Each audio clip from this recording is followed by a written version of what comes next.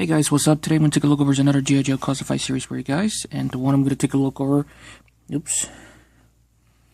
I'm trying to angle the lighting of this.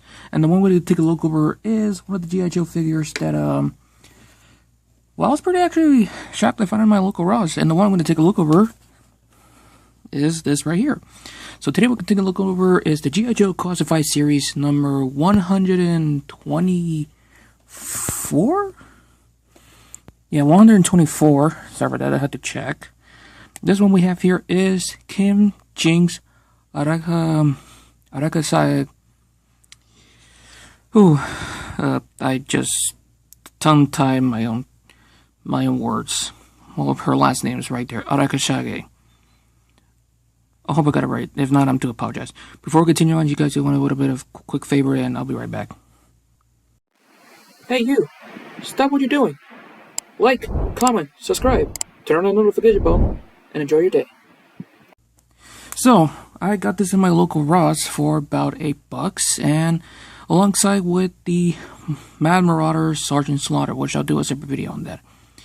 Now, Jinx was a part of the Arashikage, there we go, clan in Japan, alongside with Storm Shadow and Snake Eyes. And plus, she was also one of the characters from the G.I. Joe movie that it came out during the 80s. And I think if I can recall, she was part of the 86 or the 87 line for that figure. Well, the original figure that came out, but I don't remember.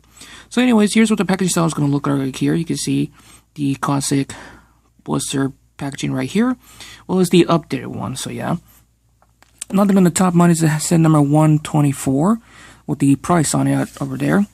On one side we have Jinx and artwork right here, which is looking lovely right there, and the number, by the way.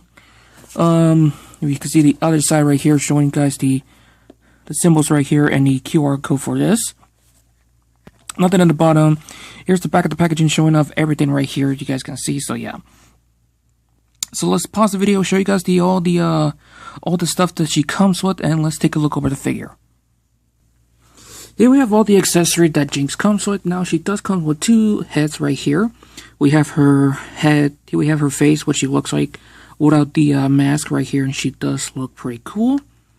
We have her with her mask on, with the bandana, with the little things right here, which just looks pretty cool. You have two options. You could put this one on like the original toy, or this one. The bandana, well, the headband right here, which you can use it to cover up her face, or of course use it as a headband, which I will show you that later on. Damn bug. She comes with this weapon right here, which I don't know the name of it, but it does look pretty cool. Her katana, the sword sheath right there, which is the same molding like the Snake Eyes movie right here. Two fist hands right here, and two grabby hands. Now, let's take a look over the figure. So here we have Jinx, what she looks like right here, and she does look fantastic. Oh, my knee hurts. Anyways, the paint that is gold detail on this figure looks pretty cool. The red with the hint of maroon on her side of the suit right there. And she does have some nice tattoo detailing right here, which is absolutely look great, well, in picture. Yeah, looking over the photos of it right here, like in the box, it does look pretty cool, but the one in the figure, well, it doesn't look great on the cherry, the pink blossom right here, and yeah, I wish they can really need to work on that, but this figure was released, if I can remember, I think like last year, or months ago. I think it was about last year. I need to check the history, to be honest with you.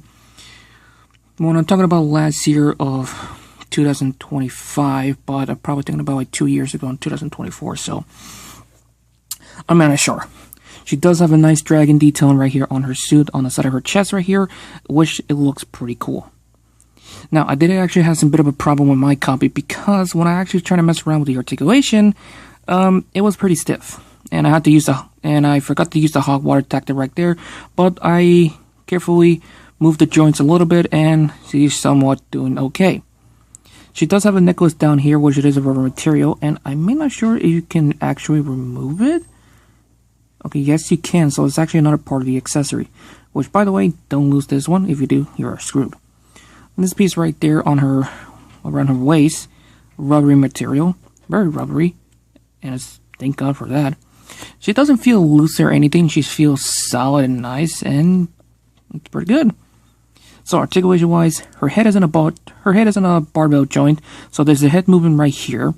Her neck can go, the head can go down that far, up that far, pivot side to side. The neck can go down that far, up that far. You can barely do anything much with the neck, but it is at a barbell joint. Arms does go full 360 degrees right here. Arm does go in and out. You do have a butterfly swivel just a little bit right here. So the forearms right there.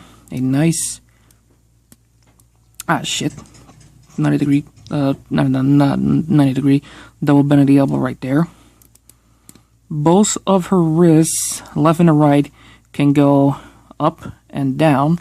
And for the grabby hands, same thing, I think. Let me check. Yeah, same thing for the grabby hands. So both of the hands can go up and down.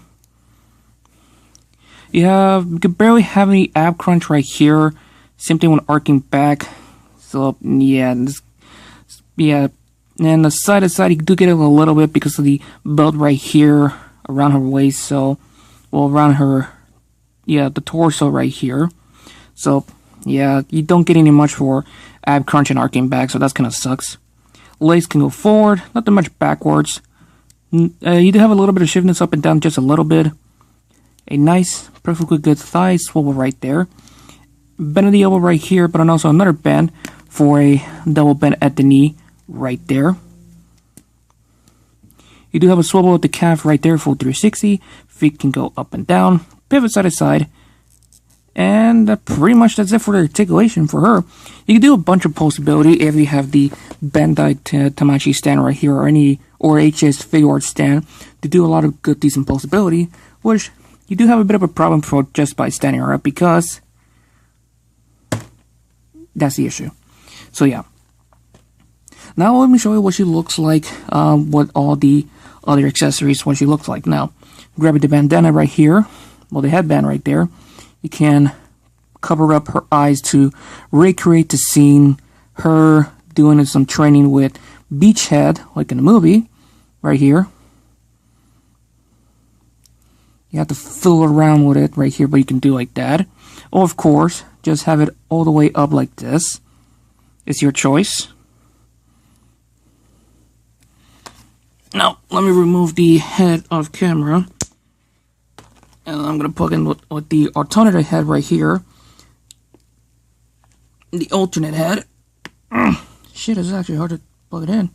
And here she is, what she looks like right here with the alternate head right here.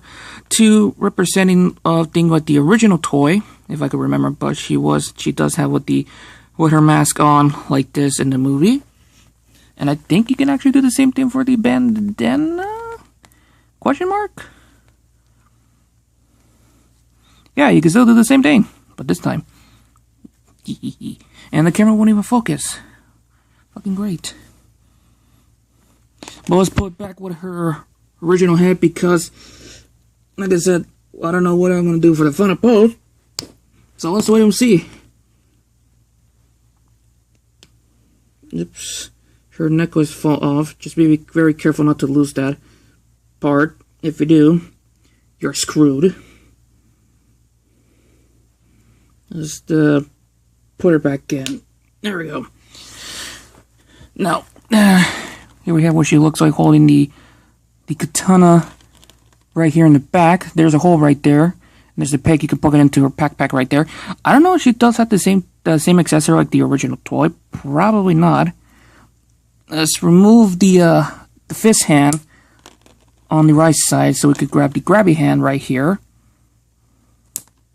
Shit, I gotta be very careful. If you have any issues putting yours in there, use the hair dryer trick. Just warm out the plastic on the over there so you can actually get it in, and yeah.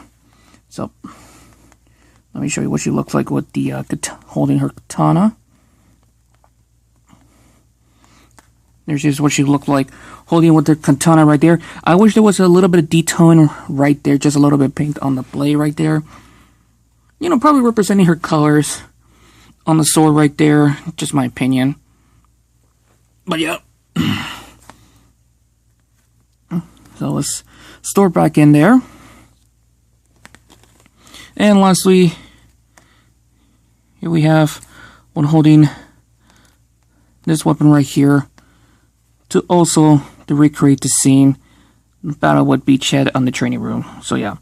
So you have a lot of options to do with it, and yeah. For a figure like this, that it came out, I think 2024, like I said, I need to check the history. This is a pretty good Jinx figures, and I think a lot of people will probably want to get her if you're looking up to find it on your local Ross, so yeah. Alright, so I'm going to give her the final pose and give you guys my final results, so I'll be right back. There we go. I had some issues standing her up, and yeah. Just be ready if you have an issue standing up with your figure. I don't know why mine does that. I hate recording doing it in carpet, but yeah. So overall, Jinx is a good figure. I actually highly recommend to have this figure in your collection if you love this character, or if you just want to collect all the G.I. Joe Classified series. This is the one for you. But anyways, I'm gonna end this right here. So have fun, stay safe, as I'm always, I'm out.